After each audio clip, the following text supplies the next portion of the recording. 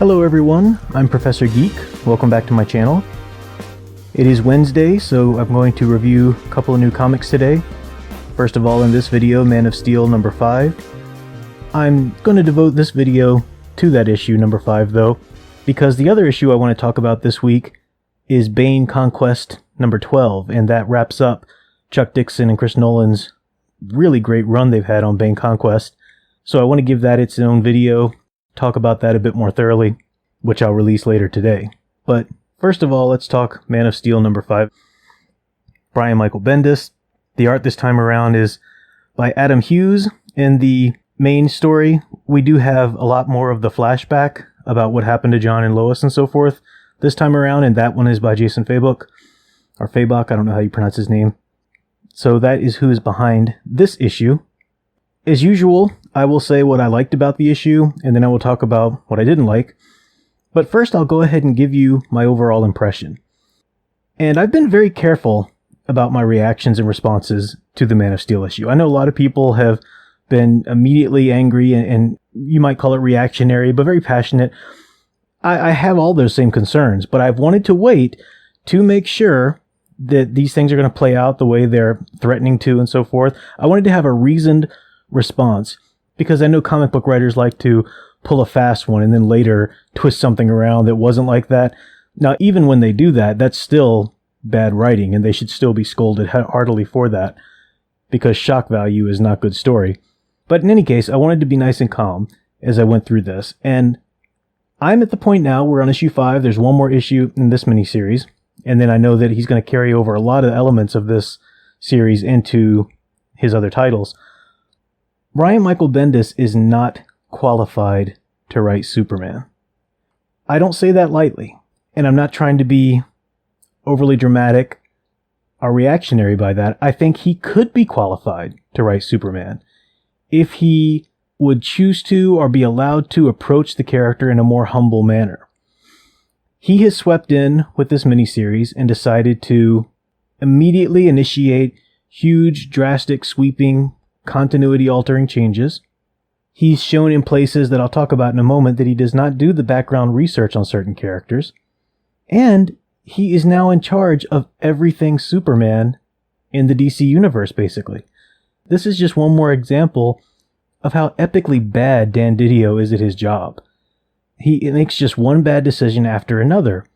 It began with the New 52 back in the day, and he finally seemed to have been made to take a back seat and shut up and be quiet while the rebirth was going on. That seems to be over now. He seems to be back in control, back in the spotlight, talking about this direction, that direction, and all of these bad decisions he keeps making that promise to be problematic on several different levels for the universe of characters that we love. But that's a whole other video. So let's just talk about this issue. I will start with the good first, because I did see some good, and I think it deserves to be mentioned, even alongside all of the huge mistakes in the issue. I did like the art, first off. Adam Hughes has a very stylized art approach. You know his art by looking at it. He's like an Alex Ross or a Tim Sale in that manner. You know his art by looking at it. And some people don't like the style. It is highly stylized, so I understand if it's just not to some people's taste.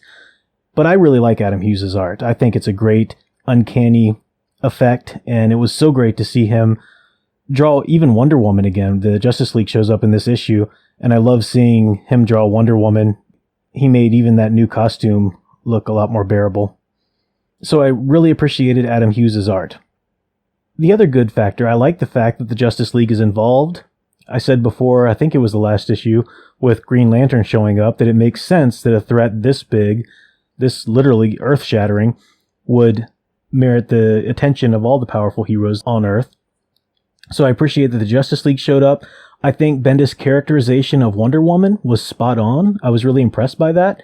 I love how she gives some big sisterly advice to Supergirl, and she talks about some of the war tactics that Rogol Zaar is probably planning. She would know these things. That's great characterization. Just those few little panels, just what little bit he gave us of Wonder Woman was really spot on. That impressed me. I like the fact that at the end of this issue, we are clearly set up for the final climactic battle. It makes sense. Superman figures it out on his own. Exactly where Rogol Zaar is gone. That's great. He is Superman. Yes, Batman's the world's greatest detective, but Superman's got some pretty good skills on his own, and I liked how that played out in the end of him knowing where he was and such. I also liked the aspect of Superman caring about Supergirl. Supergirl's rage was one of the red flags I had planted in previous issues, because I said, this could be a problem. We need to put a flag here and come back and check on it if it's not developed well. And I'm happy to say that I think Bendis developed that pretty well. You do have a moment where he addresses that thoroughly. Clark is talking to Kara. He sees how shaken she is on the inside. And he says, yeah, I was sent here as a baby, but she lived there. That was her way of life on Krypton. So the destruction of Kandor doesn't necessarily affect her worse, but it affects her in a different way.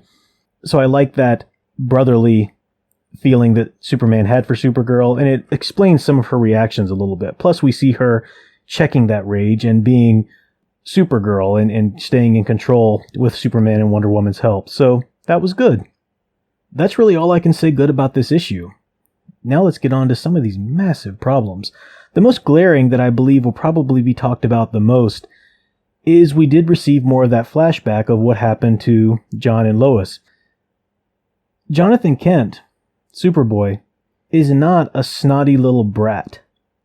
He would not have turned around and told his parents, stared him in the eye and said, I'm going, with Jor-El, when they're flat out saying, no, Jor-El, you're not taking our son. This isn't Superboy. You do not know the character, Bendis. You did no research, apparently, or if you did do research, you decided to chuck it out the window because you wanted him to do something else. This is not this panel right here, I'm going, staring in the eye. That's not Jonathan Kent. Is this going to turn around in the next issue somehow? Is this going to all be an act or something that it had to play out in a certain way where they were all in on it? If that's the case, this is still shoddy writing because this is a ridiculous little shock value stunt if that was the case. But I don't think it is. I think it's just flat out Bendis deciding that Jonathan Kent is close to a teenager and he must be written as a snotty little punk now because that's the only way he knows how to write young boys.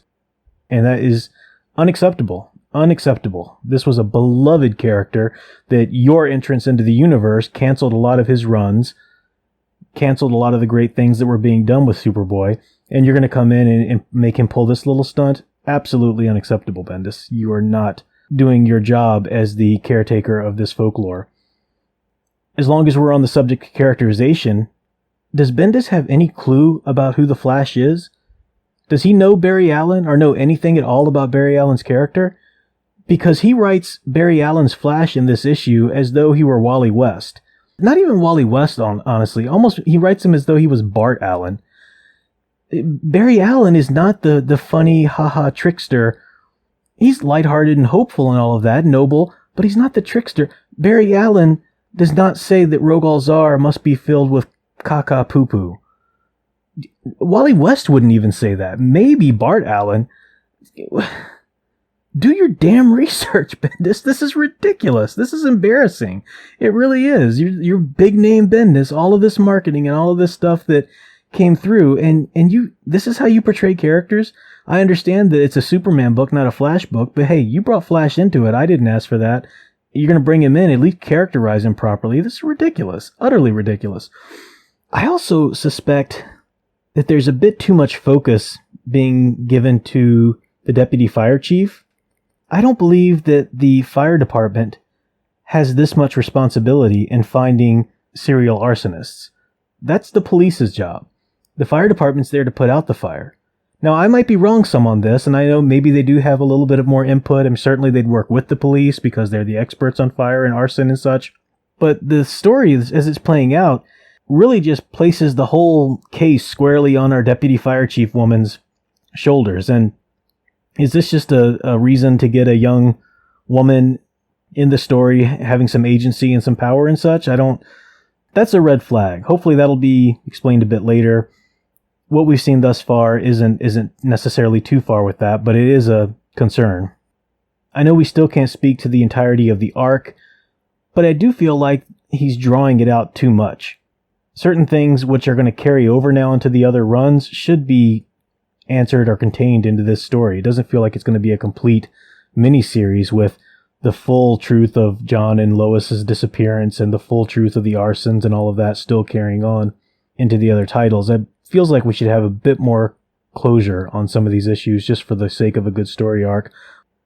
I have to ask myself, as every other Superman reader and a person that subscribes to the Superman books, the Action Comics and Superman, do we want to stick with this guy? Do we want to keep hearing stories about our characters that we love written by this man in both titles now? I truly do not foresee him writing both of these titles for very long.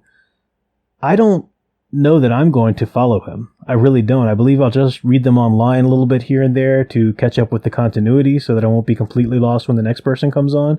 But I don't believe I want to give this man my money. I'm going to buy the next Man of Steel issue to wrap it all up and get this series closed out and do my reviews on it. But I don't know that I'm going to continue to follow that. And that's heartbreaking because Superman is my favorite character. And I'm back into comics now because of Rebirth. And Superman has just been extraordinary to read him back as who he is.